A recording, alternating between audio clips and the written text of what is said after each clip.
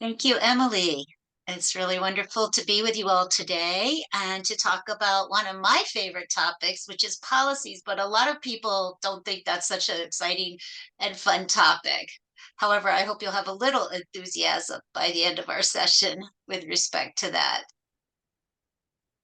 So, what we're going to be doing today, we have the opening we've just been in the midst of here. What counts as a policy and who is supposed to create them? What is the role of Quaker trustees in all of this? And what policies may be needed for your Quaker group, whether it's a church or meeting or yearly meeting or some kind of umbrella organization or large entity? How do we create good policies? So I'll be covering these topics and we'll have some polls. This is interactive. So if you think you're going to start doing your email, that's not going to work too well because we're going to have you answering polls and things. But also, if you could be jotting down your questions and for when we get to general Q&A, we'll have a substantial amount of time in small groups for sharing your tips with one another. And as I mentioned, general question and answer period. And then if you could save your specific questions for help towards the end. You know, I have this issue in my group, and I'm wondering if I could get some help with that. And then we'll try to see if we can match you up with some help for your very specific questions. Whereas the general Q&A will be about what questions do you have that might be of interest to everyone else that's on the in the meeting. So that's our general plan. Welcome to those just joining us. And we are just diving into our session. And the first thing we have is a poll because I would like to know what kind of trustees you are, what kind of trustee, what kind of organization. But before I launch it, I want to just tell you about my experience a little bit. I have been a trustee of my monthly meeting, a trustee of my yearly meeting. I have also served on a governance committee of the American Friends Service Committee, and I've been a trustee of the Ramallah Friends Schools, among other things. And I am professionally, I'm a consultant for nonprofits, large and small, and often work with executives and boards on board development and on policies. I do a ton on policies and procedures. So that's my background I hope to bring to you today. So yes, I'm going to launch this poll and have you answer it. Let me see. It should be coming up soon. And I hope you can see it on your screen. And the question is, whoops, that's the wrong one. Hold on a sec. I've got to get the right poll up. That's the third poll. We're going to have three of them, but let me start with poll number one. Yes, poll number one, here it is. And I'm going to launch that one for you. Now you've got it. What type of Quaker group are you currently serving as a trustee for currently? Are you a trustee for a church monthly meeting, quarterly regional, yearly meeting? Maybe there's you can pick more than one. Maybe you serve in two capacities or three. And yeah, okay, people are starting to answer the poll. Keep the answers coming. Hope you can see the poll on your screen. Answer the question and hit submit when you're done.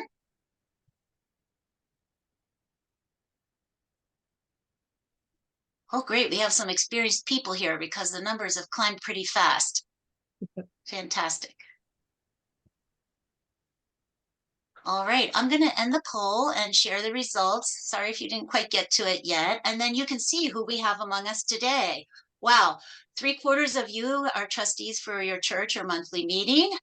We have several from yearly meetings and quite a mix, which is great among the others. I really appreciate that. When we later in small groups, we'll probably have you meeting with people who are trustees of similar sized organizations or similar types. So this is really helpful information for us to have too. All right. That was poll number one, and we're going to just move right along to poll number two, which is about what topics do your existing policies cover that you are aware of? So this is a question about you're a trustee and you are supposed to know, I think, about your policies what you do have already. And what I want to know is which ones do you know about? That is, you've seen them with your own eyes, or you've heard that they exist. Not which ones you think you should have or probably have, but which ones, what policies do you have? What topics do they cover that you are personally aware of? And so you'll have to maybe scroll down to make sure you see all the choices. It depends on your screen, but the last choice is other. So if you see other, then you'll know that you've gotten to the bottom of the poll. So please let us know what topics your existing policies cover that you're aware of.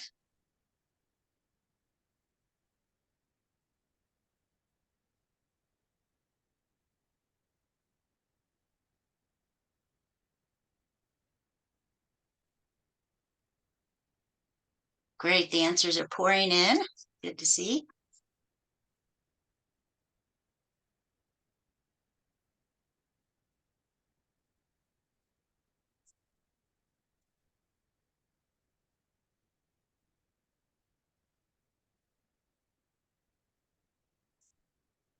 Anybody else coming in with an answer? If not, we'll end the poll and share the results. And here's what we see. Fantastic. Leading the pack, child safeguarding or community safeguarding. Very, very important. And finance, also an area we often have policies. Conflict of interest can be required depending on how you're set up and is a very important one in the legal world. Investment policies, well, this assumes you have money that you're investing. So some of you might have not have bequests and investment funds, but investment policies are great. Personnel policy, absolutely, if you have employees, right. And not surprisingly, IT security, so, so small. This is an area, my meeting just had a case where we got an email from somebody in Germany saying, we're suing you because you have a blog and somebody posted a photo and you didn't get the copyright for it, and we're going to make you pay for it. So we were concerned that we didn't have the right policies around that kind of thing. So that is very helpful to see what you have going and what you're aware of. And let's talk about why you might have policies, why you might need them. So, from a sort of a secular perspective, the left-hand list here, why do you need policies? Usually people say to guide our decision making, to have efficient processes, to set limits, to keep people from going out of bounds, spending too much money or whatever, right? To provide guidance, to help hold people accountable. Some might say to be eligible for insurance, maybe your insurance company says if you don't have a good child safeguarding policy in place, you can't have our insurance policy with you, we can't hold it for you. Some people say some of our policies exist so we don't get sued. That's all legitimate reasons. But from a Quaker perspective, I come at it in terms of gospel order, at least as one way that gospel order can be looked at, which is that challenge of mutual accountability in the spirit. And in my experience, mutual accountability in the spirit is aided by having clarity. It's aided by having some things in writing that we've all looked at, worked on together, maybe did some very tiny editing too here and there, but eventually we've come to something and said, yes, we want to hold each other and our community mutually accountable in the spirit for this. And then and then for me, another piece is, as George Fox said, and taught us friends constitute a covenant community, and covenants are also about understandings that we hold together and how we want to be and act together. So for me, that's a really important piece about why our Quaker groups need policies. Now, there is risk management. I have to put that out front and center. Quaker groups, like others, need policies to manage risk. But when you think about what is risk and you try to get out of a legal brain, it's about really offering everyone a safe and inclusive community. It's about treating everyone with integrity. Think about our testimonies. It's about really stewarding our resources in a way that, yes, it reduces risk, but it's about how we treat each other, how we treat our property. Um, and I want to lift up in particular the people we employ. Some of you have employees, and risk management is good. You want to reduce the risks to your organization from your employees doing whatever, but it's just absolutely critical that we are offering a safe and inclusive community for everyone, and that can be helped by having good policies. My experience. So I wanted to share that with you as sort of my tip. But I also want to share with you a note of caution that I have learned. I've been trained up in with the American Friends Service Committee in particular about white supremacy culture, which often dominates our Quaker groups, but maybe not all of them. But it is something that exists where I am a practicing friend. And so the note of caution is about worship of the written word. And I love policies and I love I love legal, math, finance stuff. So I like the written word. But the caution is it's not good to have an attitude of, well, if it's not in a memo, if it's not in a policy, then it doesn't exist. Or an attitude, it's not good to have an attitude that, our organization doesn't really value or take into account information that gets shared in other ways that isn't written down. And this is particularly true because of our practice of minutes and minuting. And we say, oh, well, let's go check the minutes and what we said. And that's like the written word, which is good to an extent, but we need to be cautious.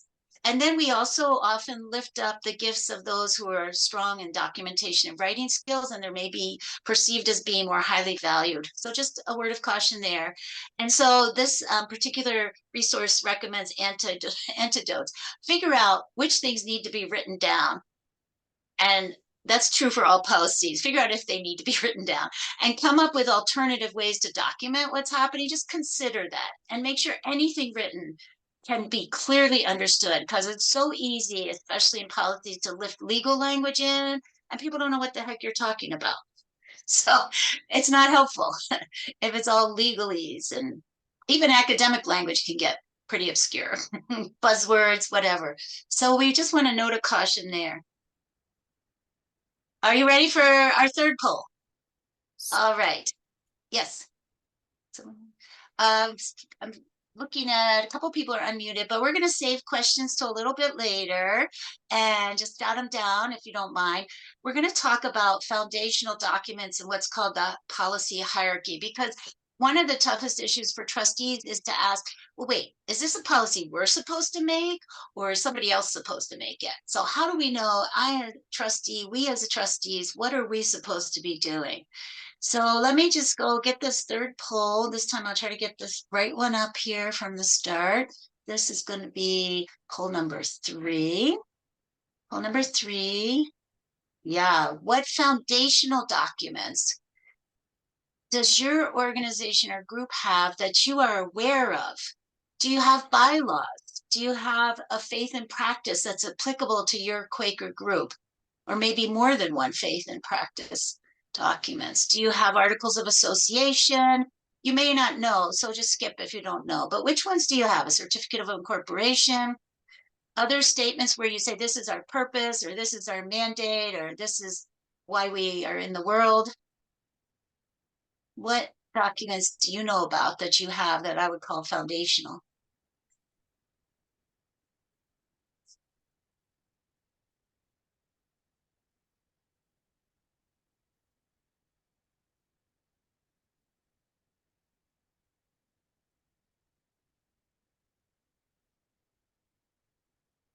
Okay, keep them coming.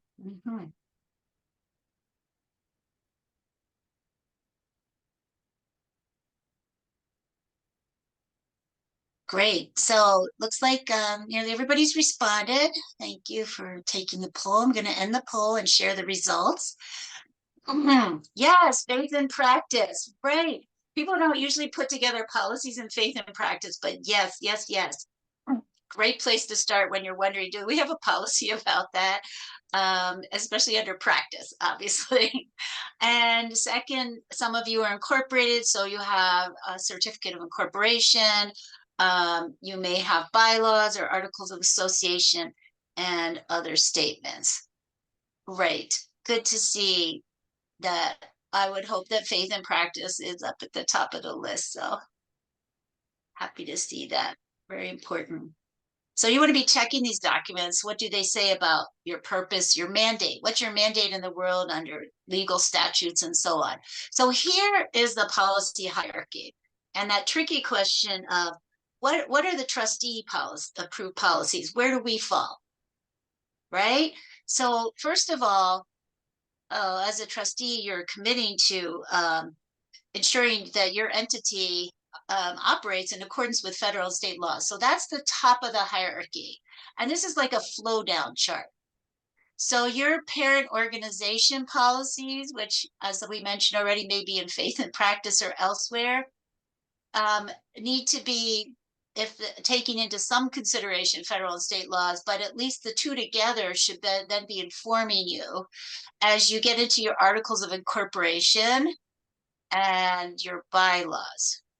So all of these are what I call above trustee approved policies. They're higher up.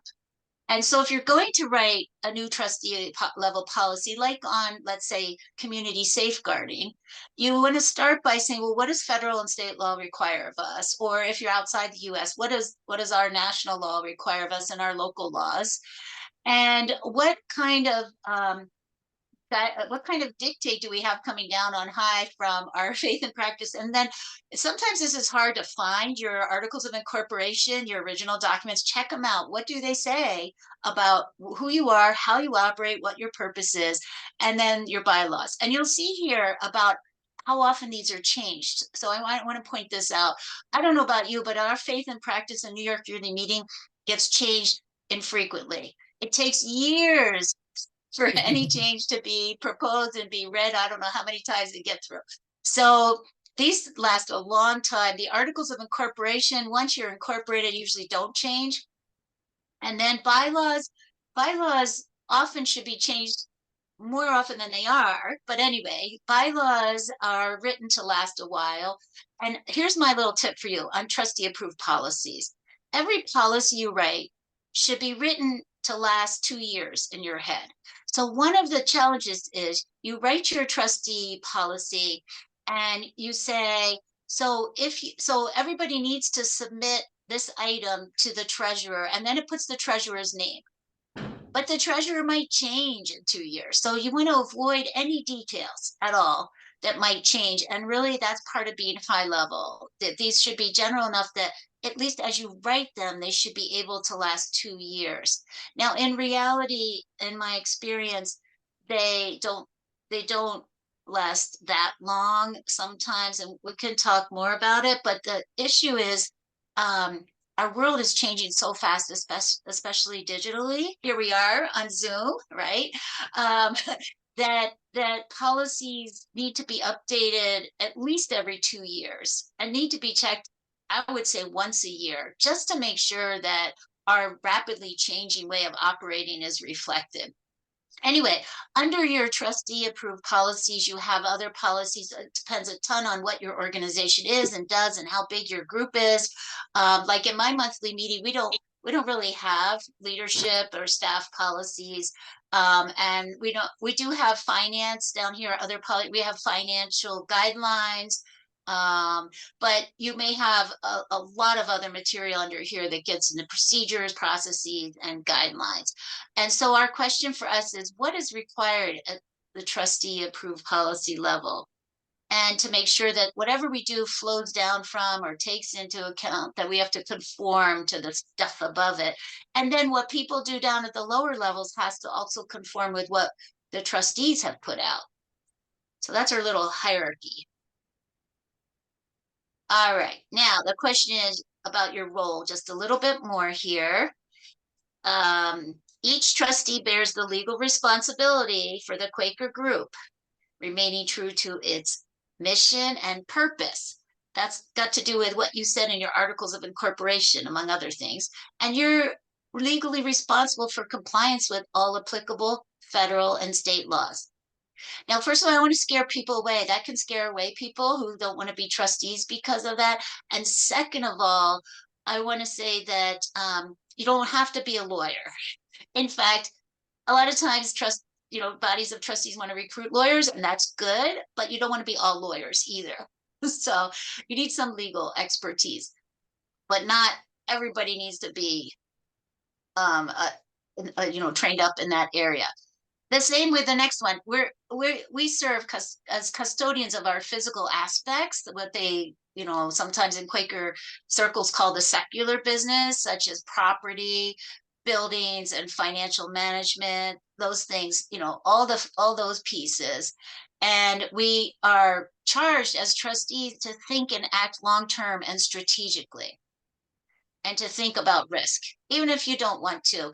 Bad things happen to meetings, bad things happen in meetings, bad things happen in our organizations.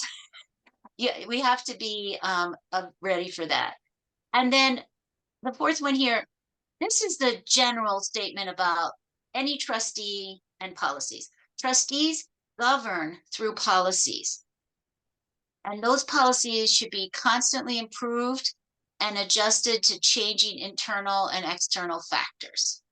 What does it mean to govern through policies? It means stay out of the micromanagement. You set a policy. Here, let me give you an example. So you have a burial ground. You're a trustee of a burial ground. What's going to be a policy the trustee might set? Trustees might set a policy saying, these are the people that can be buried in our burial ground. Okay, that's high level. And then just stay out of the details. We got this case, we got that happening, whatever, who's mowing the lawn, whatever. That is not a policy level piece. Now, gets complicated because if you're a trustee of a burial ground, I bet you're also doing work. You may be setting stones back up or whatever, because you have to be aware of your other hats. And I don't know if you covered this in the last session in the intro to, trustees, but one of the challenges, big challenge, is that you're often wearing other hats. You're a trustee, and that's your governance hat, right? But you're probably a volunteer too, and an implementer. You're doing stuff. You're carrying things out. And so you have to be mindful of the policies we're talking about are when you're wearing your governance hat, and just try to be aware of which hat you're wearing when. I talk to board members all the time about this one. It's very, very common for people to volunteer for an organization that they're a trustee for, and it gets very tricky. All right, so now we're going to talk about what policies may be needed, how to create them, and how to disseminate them. And then I'll give you all my tips on this, and then you'll be in small groups and have a chance to share your tips with each other. And of course, I want to say this slide deck will be available to you afterwards. No worries, you'll definitely because look at this page is full of all kinds of policy topics, but you don't have to write them all down. You'll be receiving this. And I just want to have these here as examples. There's so many policies you could have, and it depends a lot on what your setup is and what you need. But in all of our groups here represented today, you do need some kind of codes of conduct, something at least on child safeguarding, and even better on community safeguarding. I want to focus on that for 1 second, because a lot of us started with child safeguarding policies, and it's been expanded, and that's because what if the person you're in your meeting who needs safeguarding is someone in an abusive relationship, not a child? They're still a vulnerable adult who needs protection. So we just need to be really mindful that while we're really focused on children because they're always vulnerable, we need to protect everyone in our community. And so these are code of conduct kinds of policies. If you have, as I mentioned, personnel, employees, you definitely need something. And I would say, even if you don't have employees, but you have substantial volunteer engagement, you might want to have volunteer related policies. For example, how do you screen your volunteers? How do you manage them? What if they want to be reimbursed for expenses? Whatever. Sometimes you might want to do that. The big one these days, everybody needs to be thinking about whether you need tech-related policies, IT security, data security. Oh yeah, we had this asked at you heard we got this yeah, this email saying we're suing your meeting for posting a picture without having the copyright permission. And so we started talking about, well, what kind of security does our website have? None. What kind, we started asking, we were so bad on that. And it's really just like in this day and age, you need to do something with respect to your IT security. Anyway, in our yearly meeting and bigger organizations, we put on events or sessions. It's good to have some high level policies for that. Records management, even if it's only about how you as trustees manage your records, because legally they have to be there and they have to be held for a certain number of years. Others like around finances and travel, communications is a big one these days, and just making sure that you're getting people's consent when you take their pictures and that kind of thing. And I want to mention about fundraising because this one can involve a lot of different kinds of policy statements. So I just wanted to give some examples. The first would be, oh, we got a nice bequest from someone, but it's only $1,000. Can we just spend it, or do we have to invest it in some fund and only draw down the interest? What is your policy for bequests? What about what's your policy for accepting gifts? What if somebody offers you a gift? Maybe it's of stock that you don't want. Maybe it's a building that you don't want. It's not a bad idea though to have a gifts acceptance policy. Another one might be procedures if you're a larger organization on how you do appeals for fundraising, what you do about matching gifts, and so on. And you just, the last one, no matter what, you want due diligence. And what I mean by that is if you tell people, please donate to us to do such and such a thing, you need to be monitoring and make sure that you are doing that such and such a thing with their money. So even in the smallest church or meeting, it's important that people are donating for what they understand is the budget and the usual uses of the meeting, and you want to use that their money for something else. Anyway, it's important to be really clear about that. So lots and lots of policies may be needed, and it'll be different for every entity. All right. So creating and monitoring and updating policies. All right. We've already talked about a lot of this. Trustees should know what high level policies exist. So after this training, you can go ask, especially if you're a new trustee, hey, where do you keep our policies and can I see them?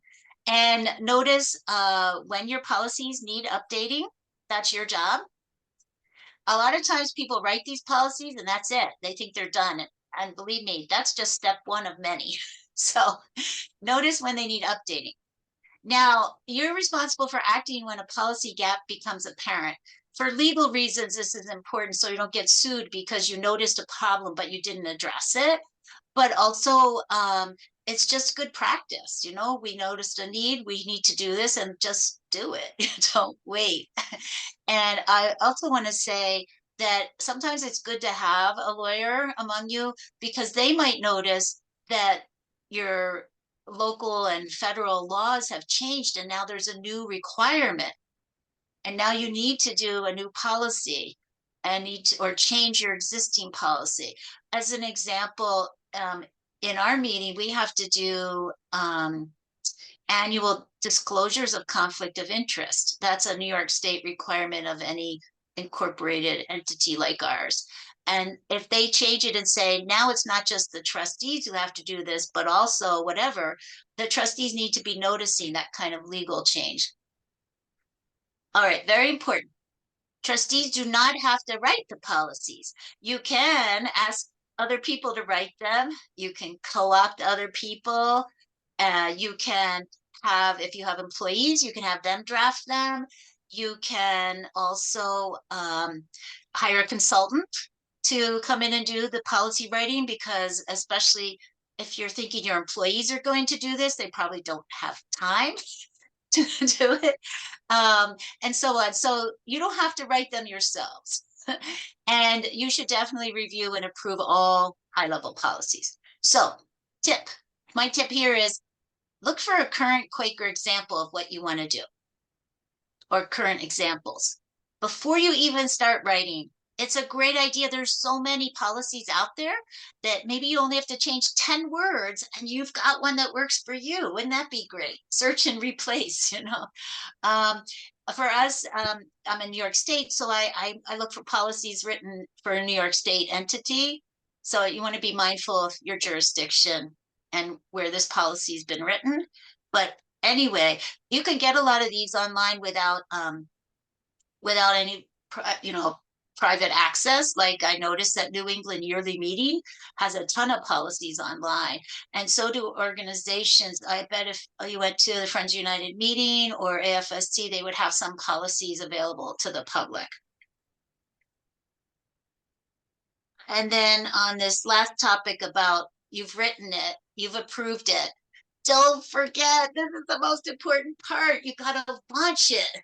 You got to disseminate it. And you don't just, that's not a one-off thing. You really, okay, now this is where you see that this is my pet area of operations. You really need to make a plan with assigned responsibilities. Okay, we've approved this policy, and you minute that. The next minute should say, this is what's going to happen so that people actually know about the policy and use it. So this here is an example from something I did up for a group that needed to get started from scratch. So they, one time kickoff for their new policies, they needed to create something online, a secure online policy library. And they're going to put in there the procedures and guidelines and other stuff too. Second, they're going to announce its creation to staff and volunteers. Don't forget the volunteers. They do a lot of our work. and classically, the trustees send one email to everyone and they think they're done. No, email only does so much. You need to talk about it. You need to talk about it at events, in newsletters, in social media. Don't forget, there are a lot of people under 40 who don't read their email, as well as over 40. So it's really important to use all kinds of communication channels to announce the creation of a policy or the policy library and do presentations about them. Pick times when you have leaders coming together or committees that like your finance committee or whatever it is. And then it's great to identify policy champions, people who can promote the use of your library, use of your policies and its content. That's people like me. You know, we're the enthusiasts here, but you can do this too. You're a trustee. You should be, at least to some extent, promoting the policies, which is what this this last slide is about. Your job, all of us, need to be sending people to the source policy documents over and over again. So most commonly what happens in some of the Quaker groups I'm in, at least of different sizes, is people start talking about some big procurement. And I'm like, we got to look at what the procurement policy says. You know, how big is this procurement? How many quotes do we have to get? Who has to whatever? What do we have to document? Who gets to approve it? So that is really important to keep going back to your source policy documents and helping others to do that. And then just mentioning the policies whenever it's relevant and speak to their importance. Yeah, Spee's tips on policies. That's what those are. So I know I shared a lot with you. I hope I got you thinking about what's yours to create, how you can create and approve these and launch them and really get them out and in use. Again, a policy that sits there and never gets opened after approval is so much lost time and energy. And back to our endeavors to be full of integrity in the work we do and to be having this kind of spiritual community where gospel order reigns. So next up, we're going to do small groups, and I'm going to turn it over to Emily for this part.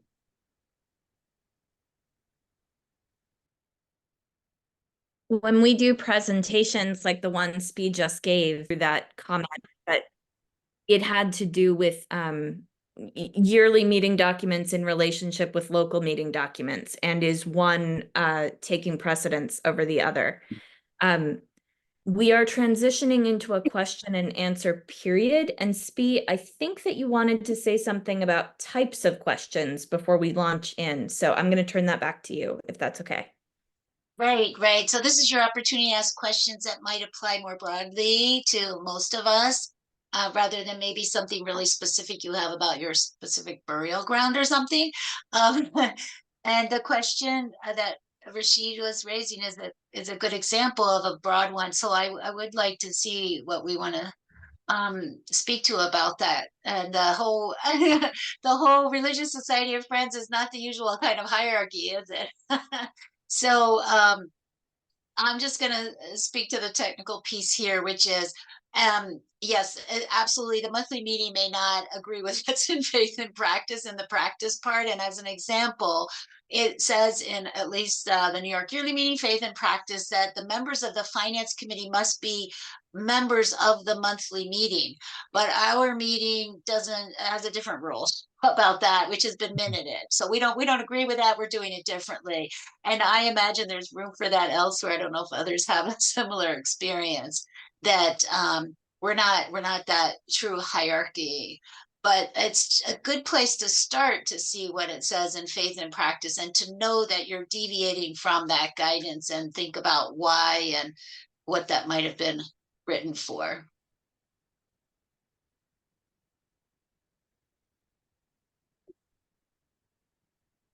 I'm I wondering if think people we're, good. yeah, I think we're moving into about 15 minutes, 12 to 15 minutes of broad questions like that.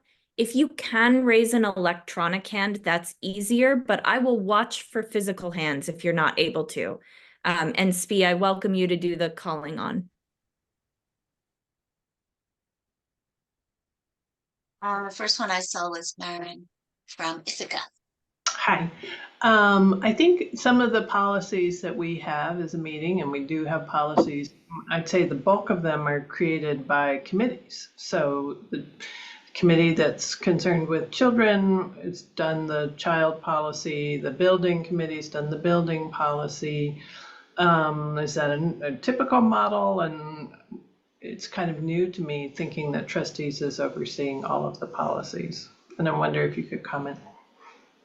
Oh yeah, well that in my view that's fantastic actually that the committees are doing that because they know what's really needed that for their area they're kind of subject matter experts and so on. So yes, fantastic to have committees working on it and approving it in the monthly meeting for business.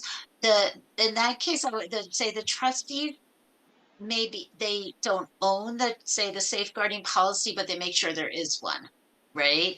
And so there are very few that you have to have as trustees. There are very, very few policies. And it's going to depend on as well what's recognized by external bodies. So if your child safeguarding policy that your insurance company requires is approved in the monthly meeting for business, is that enough or do they require your trustees to approve it? So just something to keep in mind. But generally, yeah, generally the trustees can get off quite easy, I think quite easily in a monthly meeting or church context where you have committees that have a lot of areas and do their thing, but just making sure they're there. The same with finances, like you said. I do think the conflict of interest policy that in the example New York State is required of all trustees has to be implemented by trustees. So that's one exception. Maybe others have other examples. That's helpful. And Carrie. Hi, thank you. My question is, it might be similar to what Rashid was raising, but my question is about a manual procedure. In my yearly meeting, which is Baltimore yearly meeting, we have a manual procedure. And I was wondering about how that interacts with policies. First of all, is it a policy itself? And second of all, is there a need to make sure that language in that manual doesn't conflict with any policy? And is there any other way that that document interacts with other policies? Well, yeah, Carrie, can you tell us more about your manual and your manual policy? Because I can imagine several different iterations that somebody would come up with. Well, it lists a lot of guidance on how things should be handled, but it doesn't list like very specific details or names for the reason that you alluded to earlier. People change their who is in a position changes over time. We also have a standing committee so that they write the language whenever changes are needed and bring it to the yearly meeting for approval. And ideally, they would kind of compare it to what else is in that manual to make sure they're not creating a conflict between something that's in one section and something that's in another section. But generally, it is guidance on how we do things. Right, right. Yeah, so I just want to caveat for all these questions. I'm not the expert and I'm not a lawyer, so I want to be really clear about that. But I can give you the parallel in New York Yearly Meeting where there's a handbook and it describes each committee and how it's what it's supposed to be doing and how it's composed of this many people and so on and so forth. And that is not really supposed to be a policy document and isn't usually handled that way. But the trustees updated the bylaws of the yearly meeting and went and looked throughout to make sure there's alignment because the bylaws would come above that in a sense and dictate certain things that did appear in the yearly meeting handbook. So the handbook that you describe or the guidelines or the manual seems more along the lines of not trustee level, high level policies. It seems more lower down. And that's where, yeah, most, as you're getting the idea, that's where most of these things should reside. And that's a good thing that the trustees don't have to do all of that. So that's helpful. Fred. Thank you. I just wanted to pass on some advice which we experienced at the Poughkeepsie meeting in the Hudson Valley of New York. We recently sold our meeting house and property and moved to Oakwood Friends School. But the process of selling our property was very complex because we did not have, we have to satisfy the Office of the State Attorney General that we are the owners of the property. And we had a difficult time doing that because although we had a deed, 1927 deed, we didn't have a line of succession of trustees up to the present. And that's what they were asking for. So we went back and forth with the state, and finally they understood our situation and allowed us to sell the property. But I just wanted to mention that if anyone's thinking of selling property, check with your state laws requiring sale of religious property. That's a great tip. And if you want to get into more about properties and trying to get rid of, so we say burial grounds or meeting houses that nobody's using or whatever, there's a lot there, a lot to learn. And it's a great area in which to consult others who have had that experience. I have a note here from Emily about the Baltimore Yearly Meeting Manual that you mentioned, Carrie, that is more descriptive, whereas the New York Yearly Meeting one is more proscriptive. The New York Yearly Meeting one, it's a big deal to change it. You have to have a first reading and then months later have a second reading. So yeah, there's a variety there. But also I wanted to mention, just to get back to this word manual or handbook, because I with my clients that I work with professionally, I pound away at them about how the world has changed, and you cannot have hard copy manuals any longer as your primary source of policies. Now, this may not be true for your group right now, but I would ask that you consider whether somebody's going to pick up a 20, 50, 100-page document and read through it. What people mostly do is they want to go somewhere and search. They want to just say, I want to know about this or that. So whatever form you're using, just keep in mind that that's how people are accessing information, and they want it in small chunks and not blah, blah, blah, lots of blah, blah. So in your policies themselves, you want to be sure that they're short, to the point, and that they're accessible individually, not just in a big manual and digitally everywhere. Yeah. That's certainly what I've learned. And again, at least if your monthly meeting is like mine, or yeah, if you're in a church or monthly meeting, we have the people over 60 dominate how we do things. And we have to remind ourselves over and over again that we have all these people who are just not going to access information the way that we think they might, those of us who are talking about these matters, which is why I would recommend strongly that you consider having expanding your trustee body to include people of all different backgrounds and all different ages. But whatever you do, don't go up to my kid and say, hey, since you're 30, I want you on the trustees because of your age. But if you say to my kid, hey, Lucas, you're in IT, we could really use some IT security expertise on our trustees. Would you be willing to join us? I can't stress enough that it's important to have that kind of diversity when it comes to setting policies. Yeah, let me move on to Alan from Richland. Yeah, so I drafted up an anti-harassment policy for our meeting, and which does not cover child protection. And I think it's quite good. We took it from the PYM. So when I went to expand it to child protection, and let me just say, we have 3 kids about twice a week for our first day school, but still, as a preliminary to try to attract more, we thought it would be advantageous to have a child protection policy. When I was working on this a year ago, seemed like Philadelphia yearly meeting had taken down their child protection policy as a blueprint for us.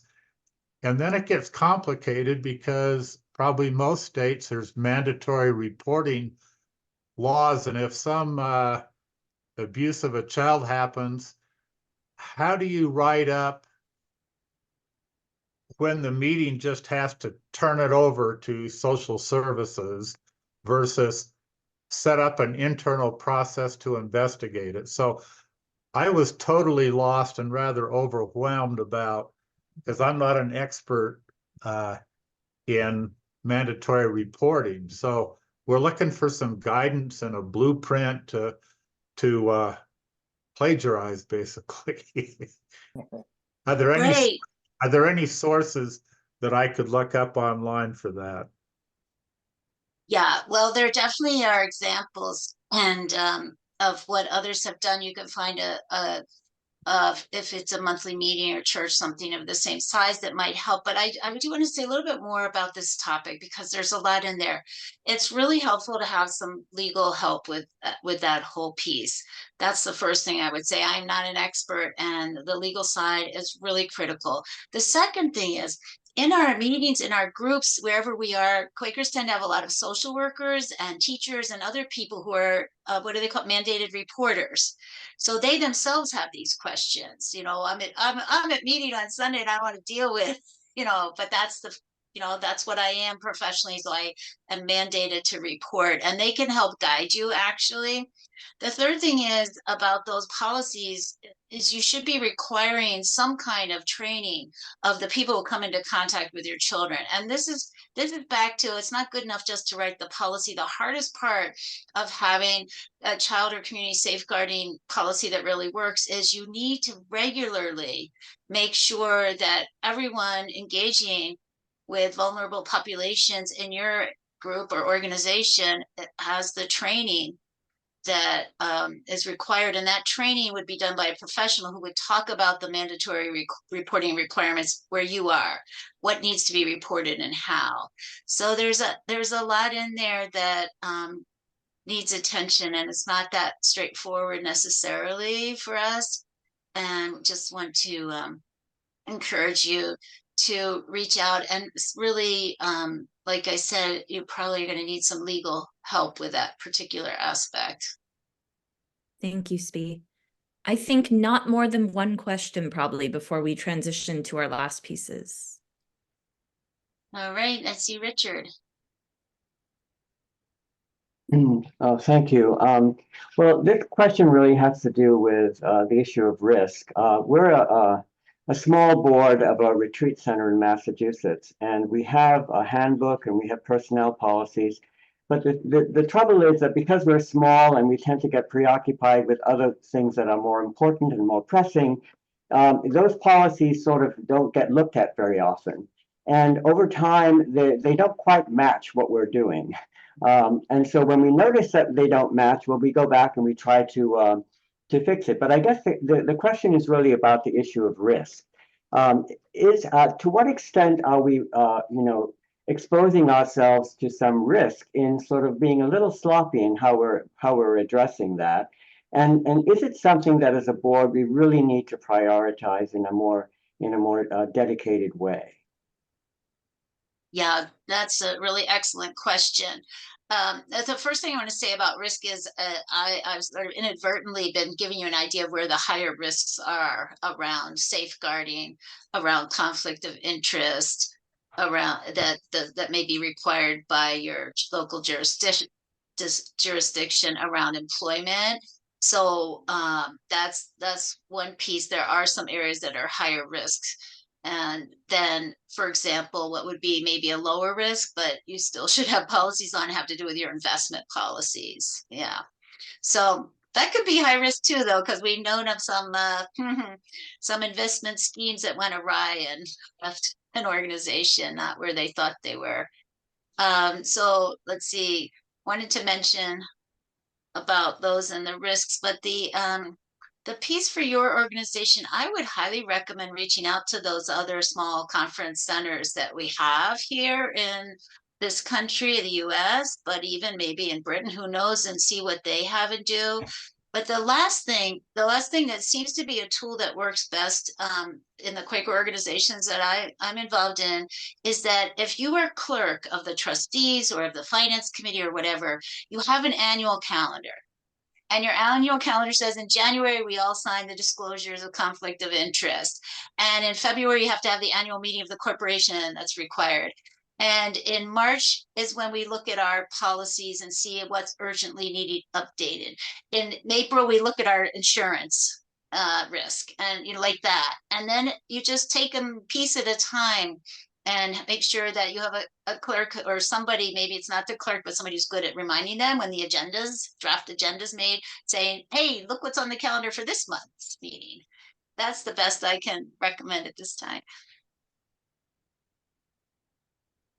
Spee, thank you so much. I really appreciate how on it you've been and responsive and the detail that we got from you today.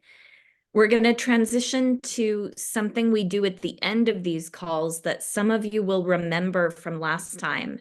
This is the I wish I had. So for 3 or 4 minutes, this is your chance to say things that are super specific. I really need information